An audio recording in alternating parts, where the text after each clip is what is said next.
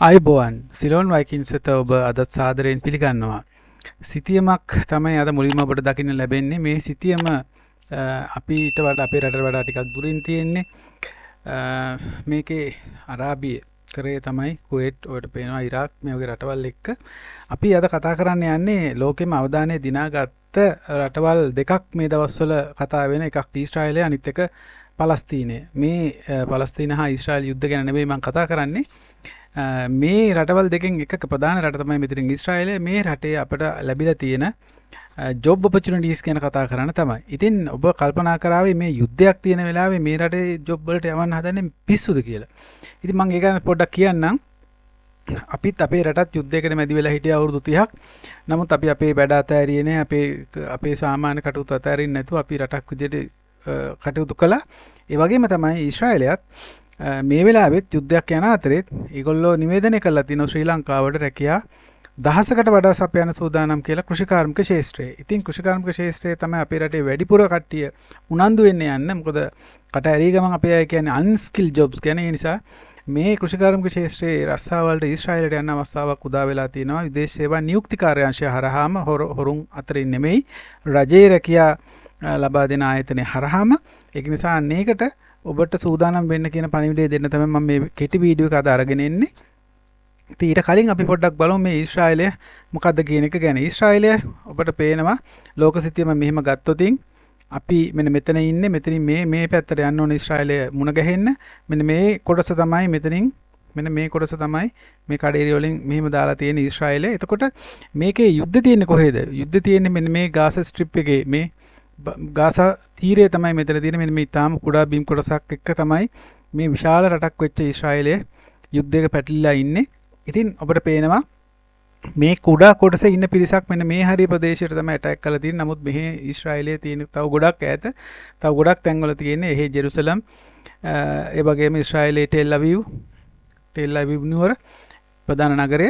ඉතින් මේවා මෙහි තියෙන්නේ. එතකොට මෙහි ගොවිපළවල් අනම්මන හුඟක් දේවල් මෙහි තියෙන්න පුළුවන්. එතකොට මෙන්න මේ කුඩා කොටසේ තියෙන යුද්ධය නිසා ඒ වගේම තමයි ඔබ දැනගන්න ඕනේ ඊශ්‍රායලෙන් ගාසා තීරයට දැන් මේ වෙලාවේ ගිහිල්ලා ඇටැක් කරනවා මිසක් ගාසා තීරයේ මේ පැත්තට දැන් ඇවිල්ලා ඇටැක් කිරීමක් සිද්ධ වෙන්නේ නැහැ. ඒ නිසා මම හිතන්නේ යුද්ධයට බය වෙලා ඉන්නවට වඩා ඔබට මේ අවස්ථාවල් වලින් ප්‍රයෝජන ගන්න ලැබෙනවා නම් එකෙන් යන එක හොඳයි කියලා. ඉතින් ඊශ්‍රායලය ඇත්තටම තව නොබෝ දිනකින් ආරක්ෂිත රටක් බවට පත් වේවි.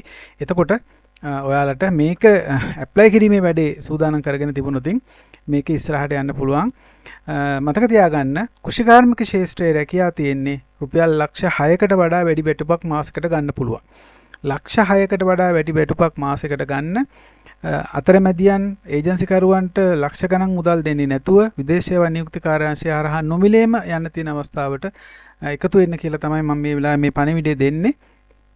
ඔබට පුළුවන් ඇප්ලයි කරන්න. ඒකට කොන්දේසි යම් ප්‍රමාණයක් තියෙන විදේශ සේවා නියුක්ති කාර්යාංශයෙන් දීලා අන්න ඒ කොන්දේසි වලට මේක තමයි විදේශ සේවා නියුක්ති කාර්යාංශයේ වෙබ් අඩවිය. එතකොට මේකේ තියෙන කොන්දේසි වලට අදාළව තමයි ඔබට මේ රටට යන්න අවස්ථාව ලැබෙන්නේ. අපි බලමු මොනවද තියෙන කොන්දේසි ටික කියලා. මේක සිංහලෙන් ඉංග්‍රීසියෙන් සහ දෙමළෙන් තියෙනවා. අපි සිංහල එක කතා කරලා බලමු ඉස්සෙල්ලම. ශ්‍රී ලාංකික පුරවැසියෙකු වෙන්න ඕන පළවෙනි කොන්දේසිය. ඒ වගේම අවුරුදු 25ත් 40ත් අතර වෙන්න ඕන. අවුරුදු 40ට වැඩි අයට මේකට ඇප්ලයි කරන්න බැරි බව මතක තියාගන්න. ඒ වගේම අයදුම්කරුගේ කලත්‍රයා දෙමාපියන් හෝ දරුවන් සහෝදර සහෝදරයන් හැර ඊශ්‍රායලයේ සේවය කරමින් හෝ පදිංචිව නොසිටින්න ඕන. දැන්ට තමන්ගේ දෙමාපියන් හෝ දරුවන් ඊශ්‍රායලයේ පදිංචි වෙලා හෝ සේවය කරමින් ඉන්නවා නම් එයාලට ඉල්ලන්න බෑ. මින් පෙර ඊශ්‍රායලයේ සේවය කර නොමැති වෙන්න ඕන. ඊළඟට ශ්‍රී ලංකාව තුළ චෝදනා වලින් තොර පිරිසුදු පොලිස් වාර්තාවක් තියෙන්න ඕන.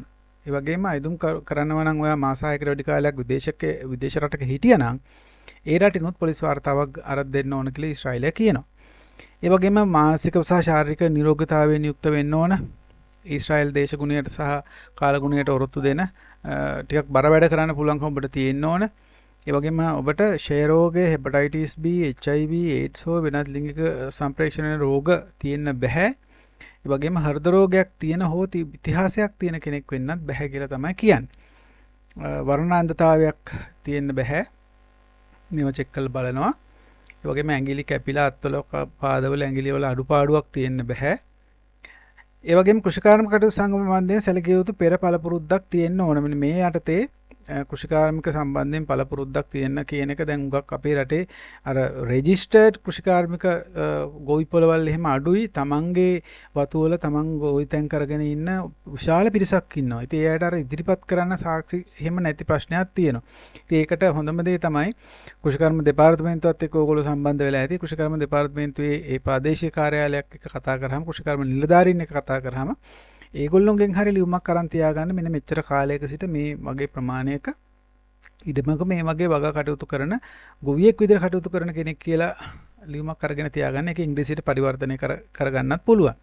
ඒ වගේ තමන් ඒ අදාළ කරන පළපුරුද්දට අවශ්‍ය කරන දේවල් ටික සම්පාදනය කරගන්න ඕනමනේ. එහෙම මොකක්වත් නැති වුණොත් මේකට ඔයාලට අවස්ථාවක් නැති වෙන්න පුළුවන්. ඒ වගේම මත්ද්‍රව්‍ය හෝ මත්පැන් අනසිභාවිතයන් පිළිබඳ ඉතිහාසයක් තියෙන්න බෑ. ඒ වගේම අවසාන කාරණේ තියෙන්නේ ඊශ්‍රායල් ජනගහන හා සංක්‍රමික දේශීමා අධිකාරිය PIBA විසින් ඉල්ලුම් කරන ලද නිර්ණායක සම්පූර්ණ කරන්න ඕනේ. මේ නිර්ණායක මොනවද කියලා දීලා නැහැ. මෙන්න මේ ටික තමයි විදේශ සේවා නියුක්ති කාර්යාංශයෙන් කියන්නේ ඔබ සුදුසුකම් විදිහට සම්පූර්ණ කරන්න. ඒතර මෙතන අධ්‍යාපන සුදුසුකම් බලන්නේ ඒක හොඳට මතක තියාගන්න. එතකොට O level A level කතාවල් නැහැ. ඔයාට પાස්පෝර්ට් එකක් වළංගු પાස්පෝර්ට් එකක් තියෙන්න ඕන. අනිත් අවුරුදු 40ට අඩු වෙන්න ඕන 25ට වැඩි වෙන්න ඕන. අනිකුත් දේවල් ටික ඉතාමත් සරල දේවල් තියෙන්නේ. ඒ දේවල් එක්ක ඔයාට යන්න පුළුවන්කමක් තියෙනවා නම් මේ යුද්ධේ බාධාවක් කරගන්නේ නැතුව ඔයාට පුළුවන් ලක්ෂ 6කට වැඩි මාසික වැටුපක් ගන්න. එතකොට බලන්න අවුරුදු 2-3ක් ඉඳලා එනකොට ඔයාට ලොකු මුදලක් ඉදිරි කරගෙන එන්න පුළුවන්. මේගොල්ලොන්ගේ කැම්බීම මේ වගේ දේවලුත් මේ රටවල් වලින් සම්පාදනය කරනවා. ඉතින් දැන් කොහොමද මේකට ඇප්ලයි කරන්නේ? මේකට ඇප්ලයි කරනවා නම් විදේශ සේවා නියුක්ති කාර්යාංශය හරහාම ඇප්ලයි කරන්න පුළුවන්. මෙන්න මේ වගේ ෆෝම් එකක් තමයි ඔයාලට සම්පූර්ණ කරන්න තියෙන්නේ. මේකේ ගොඩක් විස්තර ඔයාගේ දාන්න ඕන. මේක දාලා මේ ඇප්ලිකේෂන් එක සම්පූර්ණ කරා නම් ඔයාට පුළුවන්. එතකොට ඔයා ඇප්ලයි කරා වෙනවා. එතකොට ඔයාට මේක තනියම කරගන්නත් පුළුවන්. නැත්නම් කාගේ හරි උදව්වක් අරගෙන කරන්නත් පුළුවන්. එහෙම නැත්නම් Ceylon Vikings හරහා අපි දෙයිලා තියෙන දුරකථන අංකයට කතා කරලා ඒ කෙනෙක්ගේ සහයෝගය අරගෙන යම් ගෙවීමක් කරන්න වේවි. එහෙම අරගෙන ඔබට මේ වැඩේ කරගන්නත් පුළුවන්.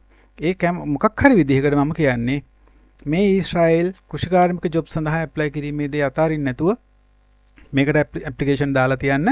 මොකද මේ ඇප්ලිකේෂන් දාන්න ඔබට අවශ්‍ය කරන්නේ પાස්පෝර්ට් එක අනිවාර්යයි. ඒ වගේම NIC ඒක අවශ්‍ය වෙනවා. මෙතන තියෙනවා වෙන ලොකු තොරතුරු ඕනේ නැහැ. ඒ තොරතුරු ටික ඔබට අවශ්‍ය වෙන પાස්පෝර්ට් එක අනිවාර්යයෙන්ම ඕන වෙනවා. එහෙනම් ඒ ටිකත් අරගෙන මේක ඇප්ලයි කරන්න ඔබට පුළුවන්කම ලැබෙනවා. ඇප්ලයි කරලා තියන්න කොහෙන් හරි සමාහයට අවස්ථාව වෙන්න පුළුවන්. අපේ 1000කට වැඩි පිරිසක් ගන්න නිසා ඔබට ඒ වගේම ගෑනු පිරිමි ભેදයක් තියෙනවා කියලාත් මේකේ කියලා නැහැ. හොඳයි එහෙනම් ශ්‍රී ලංකා විදේශ සේවා නියුක්ති කාර්යාංශයෙන් මේ ලැබෙන අවස්ථාවෙන් ප්‍රයෝජන ගනී කියලා මම බලාපොරොත්තු වෙනවා. ඊශ්‍රායල් යුද්ධය තාම බොහෝ කාලයක් තියෙයි කියලා හිතන්න බෑ. දැනට සටන් විරාමයක් තියෙනවා. ඒක නිසා ඒ ගැන ලොකුවට හිතන්නේ නැතුව මම රට පෙන්වන විශාල රටක් කුඩා කොටසක් තමයි මේ ගැටලුව තියෙන්නේ. ඔබට ගිහිල්ලා අපේ භාෂාවෙන් කියනවා නම් ගේමක් ගහන්න පුළුවන් වේවි කියලා මම බලාපොරොත්තු වෙනවා. එහෙමනම් ඇප්ලයි කරන්න අදාළ දේවල් ටික සම්පාදනය කරගෙන ඇප්ලයි කරලා බලන් ඉන්න අවස්ථාවක් ලැබෙයි කියලා මම හිතනවා. ඇප්ලයි කරන්න මොනවා හරි ගැටලු තියෙන බයක් තියෙන අය ඉන්නව නම් අර මේ දාලා තියෙන මෙතන දාලා තියෙන දුරකථන අංකයට කතා කරලා අදාළ සහයෝගයෙන් ලබා ගන්න. හොඳයි එහෙමනම් කෙටි වීඩියෝවක් අද මේ කරේ. වීඩියෝ මෙතනින් අවසන් කරනවා. ඊශ්‍රායලයේදී ඔබේ ජීවිතයේ ජයග්‍රහණය කරගන්න අවස්ථාව ලැබෙයි කියලා බලාපොරොත්තු වෙමි. එහෙනම් සියලු දෙනාට ස්තුතියි. අපේ වීඩියෝව subscribe කරන්න අමතක කරන්න එපා. ඒ වගේම කමෙන්ට් එකක් දාන්න, like එකක් දාන්න අමතක කරන්න එපා. සහ bell icon එක click කරලා තියාගන්න. ඔයාලට notification එවි අලුතෙන් රටවල් වල jobs ගැන විස්තර අපි දානකොට. එහෙමනම් සියලු දෙනාටම සුබ දවසක් ප්‍රාර්ථනා කරනවා. ස්තුතියි.